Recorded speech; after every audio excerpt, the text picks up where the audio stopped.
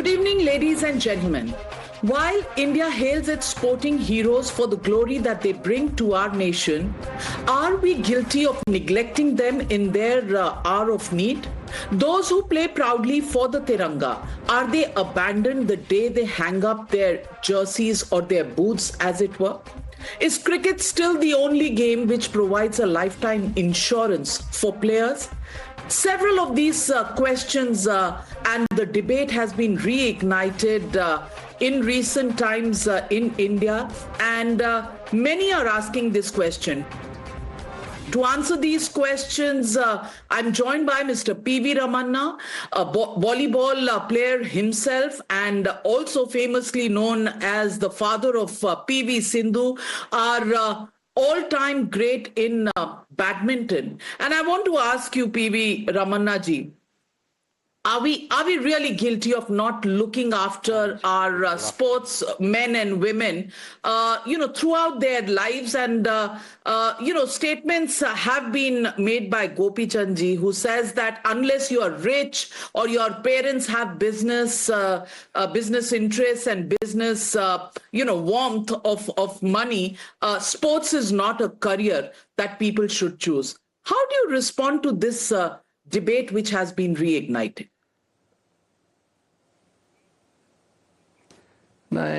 To discuss about on this issue especially, first of all, I say that is not the correct statement, because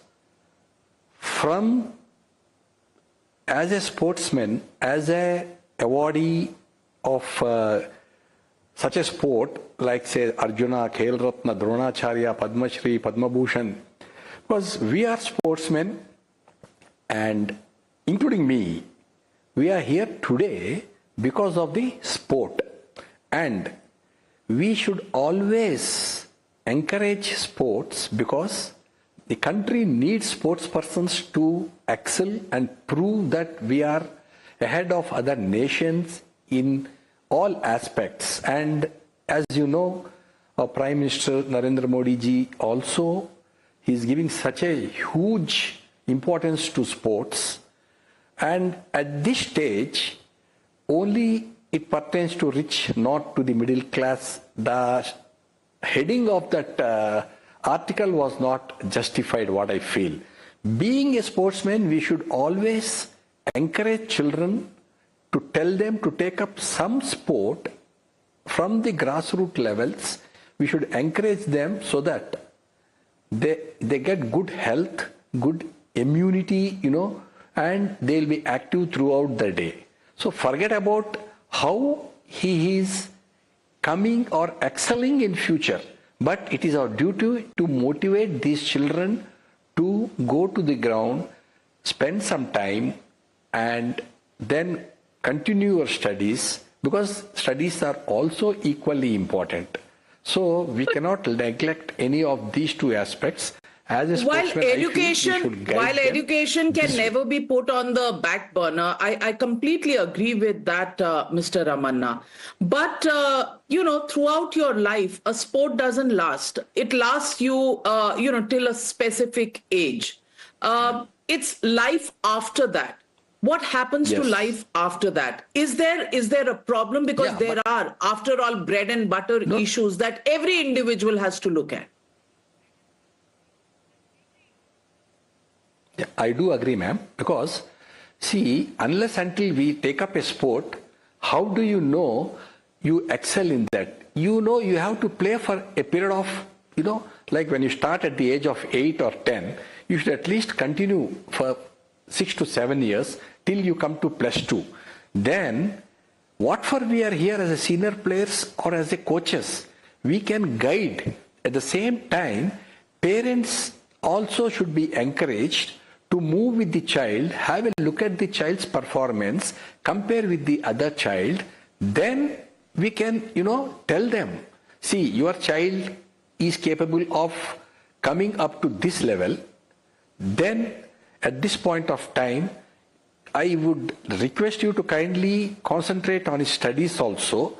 Then you can, till then, the child will be healthy, he'll be active. At the same time, you need not go to any hospitals all these things, it will be added benefit to your child.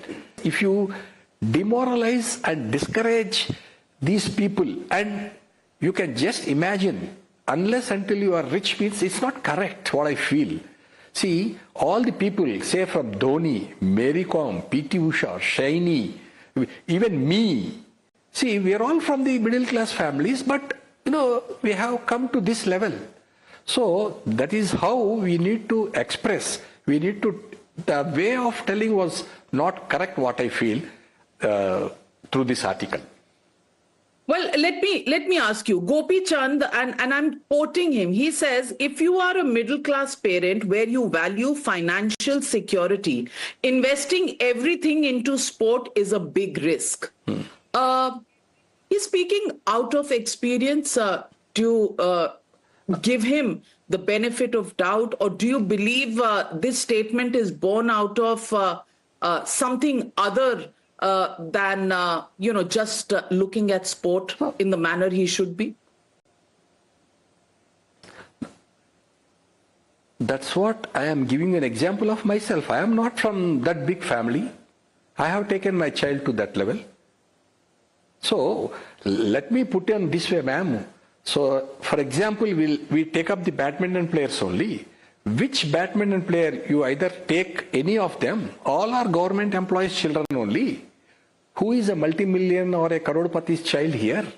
They are reasonably, having their own employment in a government offices, or till date, take right from the, whether it is Manoj or Srishail or, those Gopichand spirit, because I have seen, when I was playing for my country in 1986, I have seen Gopichand playing in LB Stadium.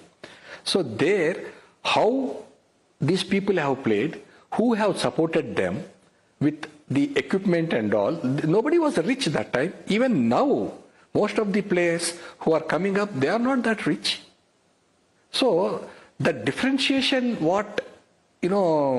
see, people who can afford, you can say, please look at the things. This is an expensive game, so we have to think of it and we can go ahead in which game it suits. Like volleyball, you require one ball, one net, and you can just go with one shorts and banian. So there are certain games which are less expensive. There are certain games which are little expensive and more. Did you ever think in this perspective, your daughter P.V. Sindhu, in the initial stages when you don't know how high she's going to go, did you ever had this dilemma that what will my child do if she's not so successful? Did she ever have any doubts? Ma'am, let me bring out this very fact.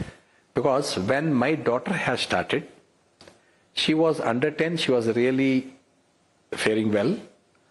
Under 13 and under 16, so by that time she came up to certain level. And as a middle class man, as a railway employee, I was confident that my child will be either at the state level or in the nationals 1, 2, 3, where I can definitely ensure, provided there is no injury, I am confident that she will get a government job. That's what I have expected in the beginning. Later, of course, by the grace of God, she has really done well. She has got an Olympic medal. Gopichand is talking about Tanisha Crasto, top 13 badminton mixed doubles, or Trisa Jolly, women doubles top 10. They're giving it their all. But when they come and ask me, koi job hai, it saddens me, he says. So these stories also are true. I am so sorry for this. Yeah. I am so sorry for this, ma'am. Let me put you a word. We have departments, recently railways. I told on several occasions to the players, first, when you fulfill your norms, first go and join in one department. First you settle your life, because as you said, sport is uncertainty. Today you may be good, tomorrow you may be injured. When there is a light, you just settle down, pack everything very clearly. In dark you can't do it. So I told, today, if you say, see, when Petroleum Sports Board, they are all, when other people are there, why not Tanisha, why not Tressa? Let some, even today, some applications have been called in railways, I don't know about the date. Why these girls are not updated? Why in the academies, they have not placed a notice board that these are the government officers are seeking for appointment, eligible candidates may go and apply. Why it has not been observed in academies, I mean all the academies?